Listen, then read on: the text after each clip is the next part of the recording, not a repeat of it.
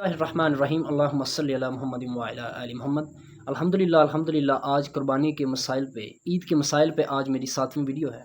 الحمدللہ میری ہر ممکن کوشش ہوتی ہے کہ میں قرآن و حدیث سے، حدیث نبوی صلی اللہ علیہ وسلم سے، صحیح حدیثوں سے پراپر ریفرنس کے ساتھ، حوالوں کے ساتھ میں آپ لوگوں کو آگاہ کر سکوں، تاکہ آپ لوگوں میں جتنے بھی مسائل ہیں، جو بھی مسائل پیش آتے ہیں، آپ آقا دو جہاں سرکار دو عالم صلی اللہ علیہ وسلم کے بتائے ہوئے طریقے پر آپ چل سکیں ان حدیثوں کے ساتھ۔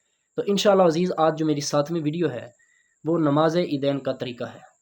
یہ عموماً کیونکہ ایک سال کے بعد عید کی نماز آتی ہے تو ہم میں سے کثیر تعداد ایسی ہوتی ہے جو عید کا طریقہ، عید کی نماز کا بھول جاتی ہے۔ زیادہ تو اس کا نام اس لیے میں لے رہا ہوں کہ سال کے بعد آتا ہے، موسٹلی ہم میں سے لوگ ایسے ہیں جو بھول ہی جاتے ہیں۔ کم لوگ ہیں جن کو نماز عیدین کا طریقہ آتا ہے، اور الحمدللہ یہ اچھی بات ہے۔ جن کو آتا ہے وہ بھی اس ویڈیو کو دیکھیں، جن کو نہیں آتا وہ بھی دیکھیں، ہر کسی کے لیے یہ فائدہ مند ہے۔ الحمدللہ دیکھیں، سنن ابو داؤد کے اندر صحیح حدیث موجود ہے۔ آقا دو جہاں سرکار دو عالم صلی اللہ علیہ وسلم نے فرمایا کہ عید کی جو نماز کی 2 رکعتیں ہیں، سب سے پہلی بات تو یہ ہے کہ عید الفطر ہے یا عید الاضحیٰ ہے، دونوں عیدوں کی 2 رکعتیں ہیں۔ یہ تو بالکل آسان ہے کہ ہر کسی کو پتہ ہے کہ 2 رکعتیں ہیں۔ الحمدللہ نہیں بھی کسی کو پتہ تو چلو وہ بھی پتہ چل گیا۔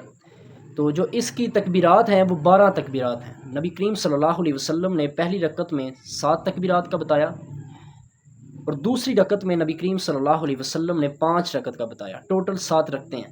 اور پھر آقا دو جہاں سرکار دو عالم صلی اللہ علیہ وسلم نے فرمایا کہ تکبیرات کے بعد قرات ہے۔ ہم میں سے کچھ لوگ ہیں، عموماً میں فرقوں کی بات نہیں کر رہا، اہل سنت والجماعت میں بھی ہیں، کچھ اور بھی ہیں، جو علماء کرام پہلی تکبیرات میں، پہلی جو رکعت ہوتی ہے اس میں تکبیرات کے بعد سورۃ فاتحہ پڑھتے ہیں، جو دوسری رکعت ہوتی ہے اس میں پہلے سورۃ فاتحہ پڑھتے ہیں، یعنی قرات ہے، پھر تکبیرات کہی جاتی ہے۔ تو یہ عموماً غلطی ہو جاتی ہے ہم سے۔ آپ لوگوں نے پراپر میں ریفرنس اس لیے دیتا ہوں کہ تاکہ نماز عیدین کا جو سنت طریقہ آپ لوگوں تک پہنچ سکے۔ تو میں ابھی طریقہ بتاتا ہوں کہ آپ لوگوں نے جب پہلی رکعت کے لیے کھڑا ہونا ہے، امام اللہ اکبر کہے گا، ثنا کے بعد آپ لوگوں نے ہاتھ کندھوں سے اوپر، یعنی کہ کان کی جو لو ہے ادھر تک اٹھانے ہیں، اور آپ لوگوں نے باندھ لینے ہیں۔ جو لوگ باندھ لیتے ہیں ان کے لیے بھی ٹھیک ہے، جو چھوڑتے ہیں، یہ میں دونوں کے لیے بتا رہا ہوں کیونکہ ہم میں سے کچھ لوگ ہاتھ چھوڑتے ہیں، کچھ بریلوی حضرات اور اہل حدیث ہیں یا دیوبند ہیں وہ بھی چھوڑتے ہیں، یعنی جتنے بھی فرقے ہیں، میں صحیح سنت طریقہ بتا رہا ہوں۔ جو چھوڑتے ہیں وہ چھوڑ دیں، جو باندھتے ہیں وہ باندھ لیں، ٹھیک ہے۔ اللہ اکبر کر کے آپ نے ہاتھ باندھ لینے ہیں، یعنی کہ 7 تکبیرات آپ نے کہنی ہے۔ 7ویں تکبیرات پہ تکبیر پہ آپ لوگوں نے ہاتھ باندھ لینا ہے۔ پھر امام اعوذ باللہ بسم اللہ یعنی کہ سورۃ فاتحہ پڑھے گا، ساتھ کسی سورت کو ملائیں گے، پھر رکوع سجدہ۔ دوسری رکعت کے لیے جب آپ لوگ کھڑے ہوں گے تو امام پھر آپ کو 5 تکبیرات کے لیے، یعنی کہ اللہ اکبر کہے گا، ہاتھ باندھ لیں گے، اللہ اکبر، پھر 2 3 4 5، جو چھوڑ لیتے ہیں، جو چھوڑتے ہیں ٹھیک ہے، جو باندھ لیتے ہیں وہ بھی ٹھیک ہے۔ تو ہماری 12 رکعتیں موجود ہیں۔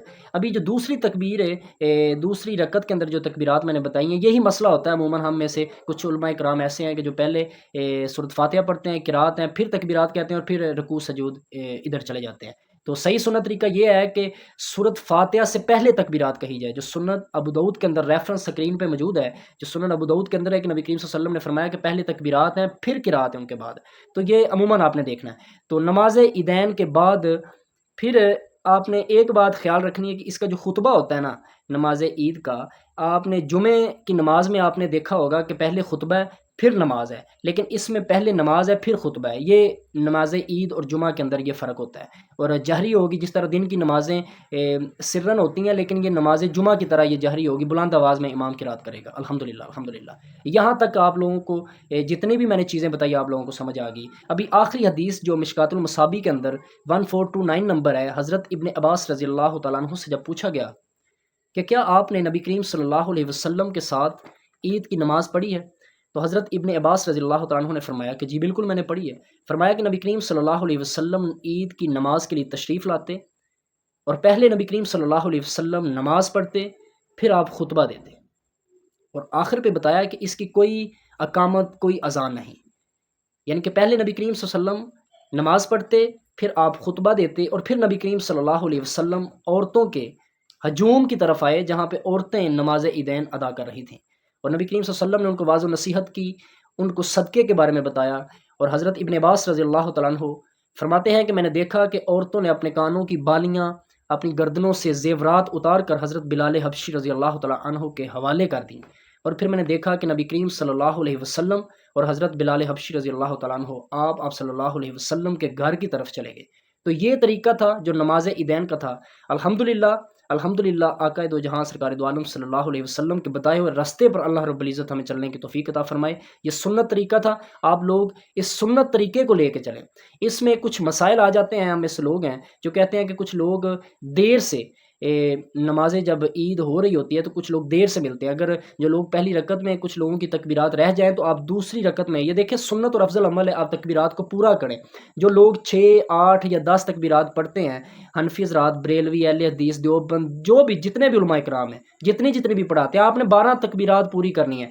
جس شخص کی، جس بہن کی، جس بیٹی کی، جس ماں کی، جس بھائی کی پہلی رکعت میں تکبیرات رہ جائیں، وہ دوسری رکعت کے اندر اپنی تکبیرات مکمل کریں، لیکن 12 رکعتیں جو سنت اور افضل عمل ہے وہ 12 رکعتیں آپ لوگوں نے پوری کرنی۔ اللہ رب العزت جو میں نے سنت طریقہ بتایا ہم سب کو اس پہ عمل کرنے کی توفیق عطا فرمائے، آمین آمین یا رب العالمین۔